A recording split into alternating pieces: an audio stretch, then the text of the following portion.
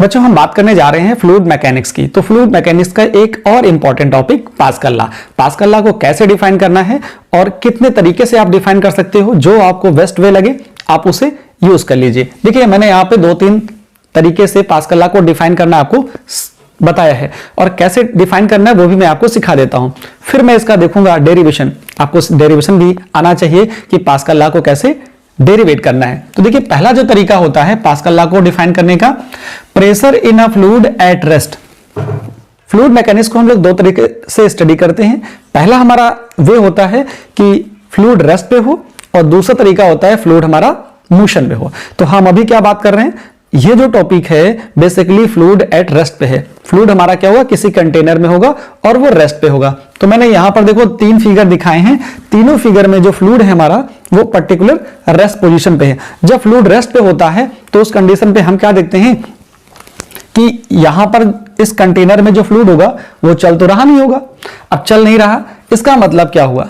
अब pascal law कैसे define करना है, देखिए पास्कल लॉ विद ग्रेविटी होता है, विदाउट ग्रेविटी भी होता है। 2 तरीके से आप डिफाइन करते हो, पास्कल लॉ विद ग्रेविटी और पास्कल लॉ विदाउट ग्रेविटी। तो मैंने क्या बोला, पहली कंडीशन में लेने जा रहा हूं पास्कल लॉ विदाउट ग्रेविटी। तो विदाउट ग्रेविटी में क्या बोलना है, pascal law in a fluid at rest is same at all points if the effect of gravity is negligible. अगर ग्रेविटी नेग्लिजिबल है तो फिर आप पास्कल लॉ को कैसे डिफाइन करते हो। तो मैंने एक कंटेनर में एक राइट एंगल प्रिज्म लिया है, इस राइट एंगल प्रिज्म को मैंने इस फ्लूइड के अंदर डाल दिया। तो क्या देखना है मुझे, इस पॉइंट पर, इस फेस पर या इस फेस पर, इसके जो 3 फेस हैं राइट एंगल ट्रायंगल के जो फेस होते हैं उन फेस पर मुझे क्या शो करना है, मुझे शो करना है कि pressure P1, P2, P3 rest fluid के अंदर अगर कोई राइट एंगल प्रिज्म है, अगर उस पर ये प्रेशर सेम आ जाए, मैं किसी तरह से ये प्रूव कर दूं तो पास्कल लॉ प्रूफ हो जाता है। पास्कल लॉ को दूसरे तरीके से कैसे डिफाइन करते हो, pressure in a fluid at rest is same at all points if they are at same height. अब यहां सेम हाइट की बात आ जाती है कि अगर आपके पास कोई फ्लूइड रेस्ट पे है और उस रेस्ट फ्लूइड पर क्या देखना है आपको, रेस्ट फ्लूइड पे ये देखना है कि ये जो पॉइंट्स होते हैं अगर फ्लूइड रेस्ट पे है और पॉइंट जो हो, जैसे मैं पॉइंट का नाम भी लिख देता हूं, देखो ये पॉइंट है A, ये पॉइंट है B, ये पॉइंट है C, ये जो तीनों पॉइंट हैं वो क्या है, सेम हाइट पे हैं। अगर फ्लूइड रेस्ट पे हो और पॉइंट सेम हाइट पे लाई करें तो उन पॉइंट पर प्रेशर भी सेम होता है, ऐसा पास्कल लॉ कहता है। चलिए थर्ड तरीका क्या होता है प्रेशर लॉ को, पास्कल लॉ को डिफाइन करने के लिए, pressure exerted at any point on an enclosed fluid. देखिए यहां पर जो फ्लूइड है वो क्या है, इनक्लोज है एक कंटेनर के अंदर। अब मैंने क्या किया, इसके इस पॉइंट को मैं ले लूं या इस पॉइंट को ले लूं, यहां पर मैं एक पॉइंट बना दूं, तो होता क्या है, इस पॉइंट पर मैंने क्या बोला, pressure exerted at any point, इस फ्लूइड के अंदर, इस रेस्ट फ्लूइड के अंदर, ये जो कंटेनर है उसके अंदर जो फ्लूइड है रेस्ट पे है, इस रेस्ट फ्लूइड पर किसी भी पॉइंट पर जो हमारा प्रेशर होगा वो क्या बोलते हैं कि on an enclosed liquid at rest is transmitted equally in all possible direction. इस पॉइंट पर जो प्रेशर होगा वो इधर इक्वली ट्रांसमिटेड होगा, इधर भी ट्रांसमिटेड होगा, हर डायरेक्शन में जो प्रेशर होगा वो सेम लग रहा होगा। तो मैंने यही तो आपको बोला है, pressure exerted at any point on an enclosed liquid या fluid at rest is transmitted equally in all possible direction. इस तरह से आप पास्कल लॉ को, ये 3 तरीके मैंने आपको बता दिए हैं जो आपको बेस्ट लगता है, उनमें से कोई भी एक पॉइंट आप, कोई भी एक डेफिनेशन आप पास्कल लॉ में लिख सकते हैं। अब मैं बात करूंगा कि कैसे इसको डेरिवेट करना है, पास्कल लॉ का प्रूफ देना होता है। कभी कभी क्या आता है, क्वेश्चन रहता है कि state and explain pascal law. तो एक्सप्लेन करना है तो आपको डेरिवेट करना होगा, आपको स्टेटमेंट लिखना है तो स्टेटमेंट, तीनों में से कोई भी एक स्टेटमेंट आप लिख सकते हैं। अब मैं आपके साथ बात करूंगा, पहले इसका स्क्रीनशॉट ले लीजिए, फिर मैं बात करूं कि पास्कल लॉ को कैसे आपको प्रूफ करना है। तो प्रूफ करने के लिए हम एक राइट एंगल प्रिज्म लेंगे और उसको रेस्ट लिक्विड में छोड़ देंगे तो दिखना होता है कि मुझे P1, P2, P3 कैसे इक्वल आते हैं। पहले स्क्रीनशॉट लीजिए फिर मैं बात करूं। तो बच्चों स्क्रीनशॉट लेने के बाद अब बात करते हैं कि इस डेरिवेशन को कैसे करना है। तो डेरिवेशन के लिए सबसे पहले इंपॉर्टेंट बात यह है कि इस डेरिवेशन की जो थीम है उस थीम को समझ लेना बहुत जरूरी है, क्योंकि जब भी आप नॉर्मली इस तरह के फिगर देखेंगे, एक right angle prism rest liquid के अंदर डिप करके दिखाया जाता है, ऐसा बुक्स में भी फिगर बना रहता है। आपको क्या समझना है कि यहां पर जो कंसीडरेशन है वो क्या चीज है। एक स्मॉल राइट एंगल प्रिज्म को आपको रेस्ट लिक्विड में डिप करना है। डिप करना मतलब एक एज्यूम करना है कि एक स्मॉल राइट एंगल प्रिज्म है जो रेस्ट लिक्विड के अंदर है। सपोज करो मैं ऐसा मानता हूं, मैंने एक छोटा सा यहां पर राइट एंगल प्रिज्म ले लिया। ये छोटा लेने से ये मतलब है कि इसके जो सरफेस हैं छोटा होगा, लेकिन उसके पास भी 3 सरफेस होंगे। वो जो 3 सरफेस होंगे, ये 3 सरफेस होंगे, वो क्या होगा, इस फ्री सरफेस से कुछ हाइट पर होगा, क्योंकि हमें जो हाइट लेनी होती है किसी भी पॉइंट की, वो फ्री सरफेस ऑफ लिक्विड से लेते हैं कि कितनी डेप्थ पे है। तो ये जो राइट एंगल प्रिज्म है वो मैं मान लेता हूं कि h डेप्थ पर इस पॉइंट पर है। पॉइंट छोटा लेने से क्या होगा कि उस पॉइंट पर जो प्रेशर लग रहा होगा, क्योंकि इस पे जो प्रेशर लगेगा वो एक प्रेशर इस साइड में लेना है, एक प्रेशर मुझे इस साइड में और एक प्रेशर इस साइड में।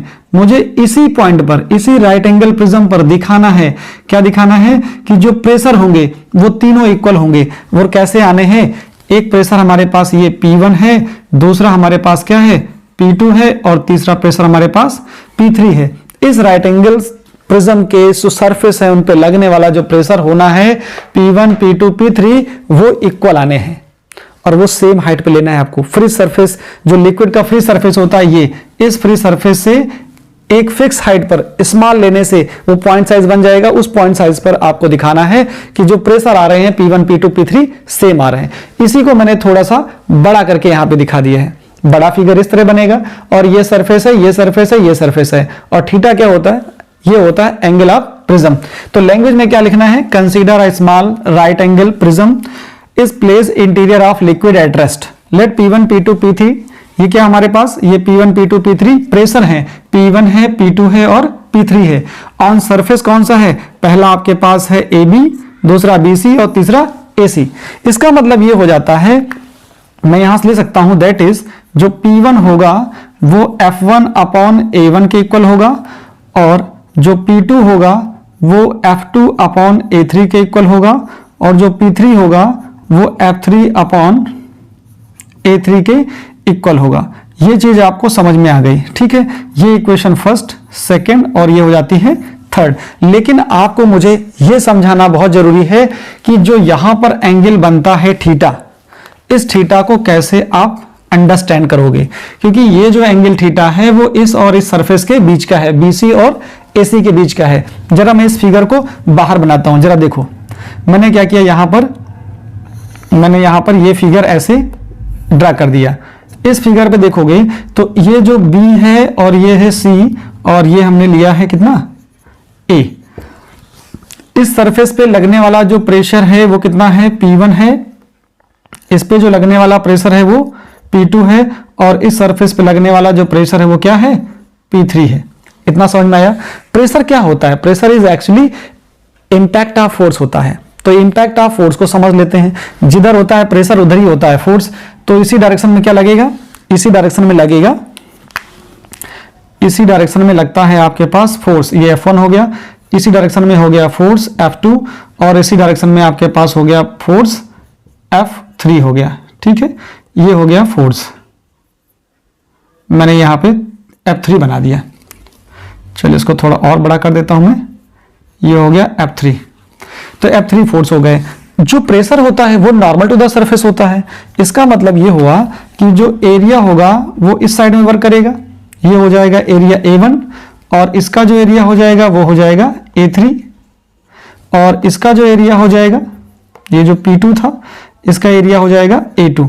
ये तो इस डायरेक्शन में आ गया, ऐसा होता है। अच्छा, यहां पर क्या है, ये जो ये है, ये एंगल ऑफ थीटा है, मुझे इसी एंगल ऑफ थीटा को समझाना है आपको, ठीक है। जरा देखो, इसी फिगर को मैं अगर आपको यहां पर समझा दूं तो शायद ज्यादा समझ में आ जाएगा। देखो मैं क्या कर रहा हूं, यहां पे मैं ये करने जा रहा हूं,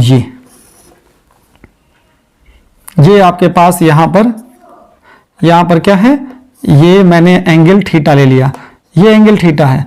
मुझे इस पॉइंट पर देखना है, क्या देखना है, इस पॉइंट पर जो P है वो इनसाइड लग रहा है। P कहां लग रहा है, इनसाइड लग रहा है। अगर P इनसाइड लग रहा है इस पॉइंट पर, तो मैं क्या करता हूं, मैंने ये लाइन बनाई, ये आपके पास क्या है, ये है इम्पैक्ट ऑफ फोर्स। देखिए जिधर P3 होता है उधर ही F3 होता है, तो मुझे तोड़ना किसको है, मुझे तोड़ना है या ब्रेक करना है सिर्फ F3 को। क्या करना है, F3 को ब्रेक करना है। कैसे ब्रेक करना है उसको आपको अंडरस्टैंड करना है। मैं F3 को ब्रेक करने जा रहा हूं। देखो F3 को ब्रेक करना है, ये मेरे पास F3 है। इस F3 को ब्रेक करने के लिए मैंने यहां पर एक लाइन ड्रा कर दी। देखो ये लाइन मैंने ड्रा कर दी, ऐसे कर दी, ठीक है। अभी देखो ये एंगल थीटा है, ये एंगल 90 है।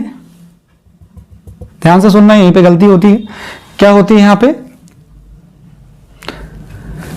यहां पर ये एंगल थीटा है, ये एंगल 90 है, तो ये एंगल कितना होगा, ये एंगल होगा 90 माइनस थीटा। अच्छा ये 90 माइनस थीटा है, तो ये एंगल कितना होगा, ये हो जाएगा थीटा। क्या बोल रहा हूं मैं, ये 90, ये थीटा, तो ये 90 माइनस थीटा, इसके बगल वाला एंगल ये हो जाएगा थीटा। अगर ये थीटा है तो इस तरफ यहां पर भी थीटा ही होगा, ये थीटा हो जाएगा। अब देखिए ये जो F3 है वो कहां एक्ट कर रहा है, वो अंदर की साइड में एक्ट कर रहा है। F3 कहां काम कर रहा है, अंदर की साइड में एक्ट कर रहा है। इसका मतलब है अगर मैं इस फिगर को थोड़ा सा और एक्सप्लेन करूं, इस पॉइंट पर एक्सप्लेन करूं तो क्या आएगा, जरा देखो ये F3 ऐसे लग रहा है, F3 ऐसे लग रहा है अंदर की तरफ, और ये वाला जो एंगल है, ये वाला आपके पास एंगल कितना है, ये एंगल थीटा है और ये एंगल भी आपके पास थीटा है। तो मैंने दिखाया ये F3 है। F3 के अपोजिट में क्या है, F3 के अपोजिट में ही देखिए जिधर P3 होता है उसके अपोजिट में होता है A3, और F3 और F3 एक ही डायरेक्शन में वर्क करते हैं। P1 और F1 एक ही डायरेक्शन में होंगे। मैंने दो जगह खाली बना के दिखाया आपको जिससे समझ में आ जाए। जबकि P1 A1 एक ही लाइन में है, P2 A2 एक ही लाइन में है, और P3 A3 एक ही लाइन में है। लेकिन जो A3 होता है, A2 होता है, जो A1 होता है, वो हमेशा प्रेशर के अपोजिट होता है, मतलब फोर्स के अपोजिट ही तो है। इसका मतलब क्या हुआ, इस डायरेक्शन में आ जाएगा आपके पास A3। क्या आ जाएगा, A3। बस इसी F3 और A3 को ब्रेक कर दीजिए। तो जब ब्रेक करोगे तो क्या मिलेगा, देखो एक ये लाइन आएगी और एक लाइन नीचे आएगी, ये ठीक है। ऊपर ब्रेक करोगे तो ये एक लाइन मिलेगी, और इधर ब्रेक करोगे तो ये मिलेगा। तो जरा देखो A3 को इधर ब्रेक करोगे तो मिल जाएगा A3 cos थीटा, ठीक है। इसको इधर ब्रेक करोगे तो ये मिल जाएगा A3 sin theta, A3 sin theta मिलेगा। और इसको मैं इधर हटा ही देता हूं थोड़ा सा छोटा करके, ऐसे। यहां देखो F3 को देखोगे तो क्या आएगा, F3 इसके साथ जिधर एंगल होता है थीटा वहां आता है cos, तो ये आ जाएगा F3 cos theta, F3 cos theta. इधर आएगा F3 sin theta, F3 sin theta आया। अब मैं बताना क्या चाह रहा हूं, बताना ये चाह रहा हूं कि ये फिगर, फिर ये फिगर, फिर ये फिगर, आप क्या लिख सकते हो, फ्रॉम फिगर। आप लिख सकते हो फ्रॉम फिगर क्या आएगा, फ्रॉम फिगर ये आ रहा है कि देखो F3 इधर काम कर रहा है, देखो क्या आ रहा है, इसका जो कंपोनेंट आया है यहां पर, इस पॉइंट पर अगर आप देखते हो यहां पर, तो ये कंपोनेंट इधर आ रहा है, एक कंपोनेंट इधर आ रहा है। इधर वाला जो कंपोनेंट आया है वो आया है F3 cos थीटा, यहां पे आया है F3 cos थीटा, और इधर वाला जो आया है वो आया है F3 sin थीटा, ठीक है। और इस लाइन में जो मिल रहा है आपको इस डायरेक्शन में, ये मिल रहा है A3, क्या मिल रहा है A3, जरा देखो A3 sin थीटा, यहां मिल रहा है A3 sin थीटा, और इसके ऊपर क्या मिल रहा था यहां पर, ये मिल रहा है A3 cos theta, A3 cos theta मिल रहा है। अब देखो आप जरा, A1 इस डायरेक्शन में काम कर रहा है, A3 इधर लग रहा, तो मैं यहां से लिख सकता हूं कि A1 is equal to A3 cos, sorry ये A1 और ये वाला इक्वल हो जाएगा A3 sin थीटा। और जरा देखो ये A3 cos थीटा है, A3 cos थीटा है, किसके इक्वल है, A2 के। तो मैं यहां से A2 is equal to A3 cos theta ले सकता हूं। और जरा देखो क्या मिल रहा है, फोर्स के बारे में देखो जरा, फोर्स क्या आ रहा है, फोर्स F3 cos थीटा नीचे लग रहा है, और F2 sin थीटा इधर लग रहा है। तो क्या आ जाएगा, ये वाला जो फोर्स होगा, ये वाला जो फोर्स होगा वो F1 के इक्वल हो जाएगा। F1 इज इक्वल टू आ जाएगा F3 sin थीटा। देखिए ये अंदर लग रहा है, ये बाहर लग रहा है। इधर देखो फोर्स, ये F2 ऊपर लग रहा है और F3 cos थीटा नीचे लग रहा है, तो ये आ जाएगा F2 is equal to F3 cos theta, ये रिजल्ट आ जाएगा। यहां के बाद बस आपको कुछ नहीं करना है। अब आप यूज कर लीजिए, क्या देखिए आपको F1 पता है तो P1 निकाल लीजिए। यूजिंग रिलेशन 1, यूजिंग रिलेशन 1 क्या मिलेगा? 1 रिलेशन से, 1 रिलेशन से मिलता है कि P1 is equal to F1 upon A1। ये आ गया। F1 की वैल्यू कितनी है? F1 की वैल्यू है F3 साइन थीटा, और देखिए A1 की वैल्यू कितनी है? A3 sine theta. तो यहां से क्या आएगा? ए साइन थीटा कैंसिल हो जाएगा, ये मिलेगा F3 upon A3। F3 upon A3 किसके इक्वल होता है? P3 के इक्वल होता है। इसका मतलब एक रिजल्ट आपने प्रूव कर दिया। क्या प्रूव कर दिया? कि P1 P3 के इक्वल आ गया। एक रिजल्ट और देखिए, एंड मैं इसके नीचे बता देता हूं, यूजिंग रिलेशन सेकंड क्या है आपके पास? P2 इज इक्वल टू है F2 अपॉन A2। यहां से क्या मिलेगा? F2 की वैल्यू जरा देखो कितनी है? F3 cos थीटा, और नीचे A3 की वैल्यू जरा देखिए, सॉरी A2 की वैल्यू कितनी है? A3 cos theta. तो ये आ जाएगा F3 अपॉन A3, और F3 अपॉन A3 किसके इक्वल होता है? ये होता है P3 के। इसका मतलब ये आया कि ये P2 जो है वो P3 के इक्वल आ गया। That is P2 is equal to P3, और ऊपर से क्या आया था कि P1 is equal to P3। इस प्रकार आप ये देखते हैं कि पास्कल लॉ प्रूफ हो जाता है। स्क्रीनशॉट लीजिए इसका और इसे फिर नोट डाउन कर लीजिए।